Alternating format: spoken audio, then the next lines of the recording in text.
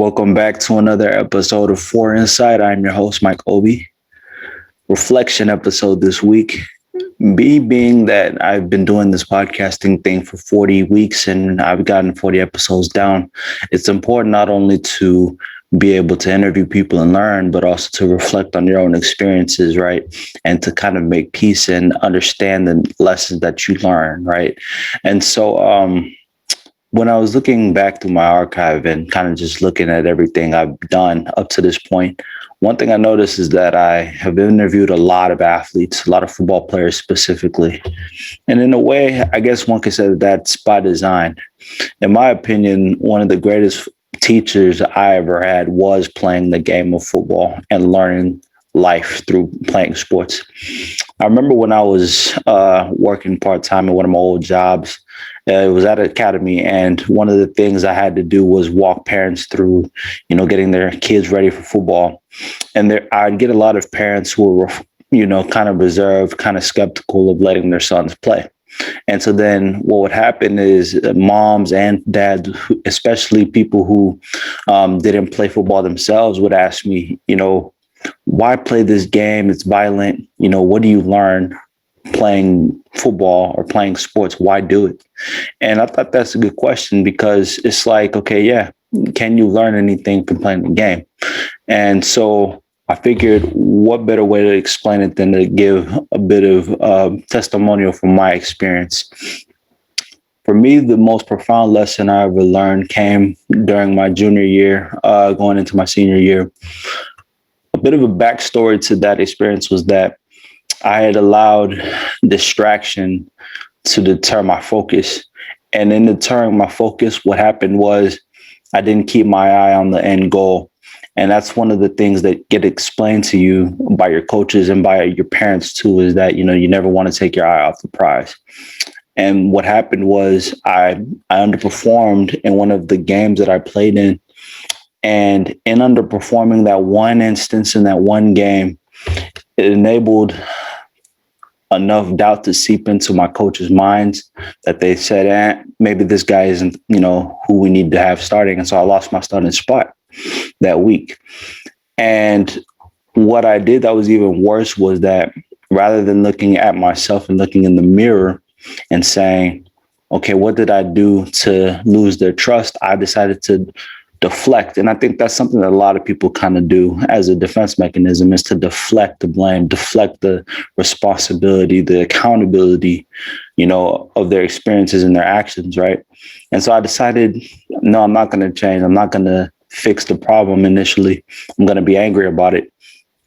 And I went through that whole season just being annoyed and feeling, I feel betrayed. I feel hoed. I feel all these negative emotions. And there was a point, I think it came from, honestly, RIP to Kobe, when, I was listening to him. I was really trying to figure out what happened. Why did this happen to me? And, listening to Kobe and listening to some of his sound bites, his biggest principle that I was able to take from Mamba mentality, one thing that I adopted was, this idea of how put in the work. And if you put in the work, good things can only happen. And so I adopted that philosophy and that mindset of, okay, you're going to put in the work and accountability. So I remember I sat down and I created a goal sheet. And in that goal sheet, I said, okay, what lost you your coach's trust? What lost you the trust to where this happened to you? I said, okay, well, the guy I played against was bigger, faster, and stronger than I was. Okay, I'm going to address that issue. Okay, another thing in terms of distraction was, no, fair or not, there were, my parents always were concerned about my grades being an issue. And, is football the thing distracting me? Is football really, not enabling me to excel at school? Okay, how do you fix that problem? Make sure you maintain an A/B honor roll. Okay, so that's goal 2. And then the third and final thing is, what goals are you setting on the field to make sure that you excel? Okay, and I set those 3 goals. So I had those 3 foundational points. And I think that's another thing, is that not only do you want something, but you have to put steps and have methods in place to make sure that you keep your eyes on the prize and to keep your mind forward, right? Because everybody can want something, everybody can wish for something, but what are you doing to actively get to your end goal, to get to your destination? Okay, so with those three things set, I wrote them down, I hung them on my wall, and I woke up every day and I always looked at, okay, make sure you are improving your body, make sure you're improving your mind and your grades, keeping those up, and then making sure you're doing what you got to on the field. And I set a goal for myself. I said, by spring ball, if I am not where I need to be, then I'll wash my hands clean. And that could be a very controversial thing to do, because some people may say that you're being a quitter, or, that you're not really fully bought in. The way I see it is, at some point, people have to take accountability and say, this experience came and went, you learn from it. And if me putting in the work in this instance doesn't, turn out the result I wanted, then you know that you need to wash your hands clean and move on, right? Because I think that it's also important that for somebody to do things and give it their all, they have to know what end goal they want to get to and achieve. And if they don't get to it, then they have to know when it's time to pull the plug on something and move on. That way you don't get stuck, doing something that is only going to get you spinning in circles. So with that being said, I put that plan into action. With that plan, unknowingly, I would achieve small goals. I never really looked at the big goals. I just was like, okay, every single day, get better. Okay. And I lost the mindset of blaming others. I think that's a big thing too, is that in everything I would say was my fault. I allowed this to happen. I allowed myself to get out of focus. I allowed myself to not perform well. I allowed myself not to get the adequate rest for whatever reason. Okay, all of those things I'm fixing. I'm not looking at anybody else to fix it for me. I'm not looking for my coach to fix it for me. I'm not looking for a teammate or for parents or for siblings. I'm going to take everything upon myself and ask questions if I need answers to something. But in the end, it is that in the end, what it all comes down to, everything begins and ends with my decisions that I make. And it takes sacrifice. And I think that's the key here when it comes to making foundational decisions. Do you know what you're sacrificing, and are you willing to sacrifice those things to get to where your end goal is and what you want to achieve?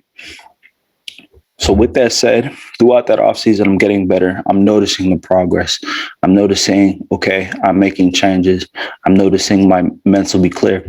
And one thing also is that when you are making changes, when you're improving in one area, other areas end up naturally improving, because now you're building proper habits, right?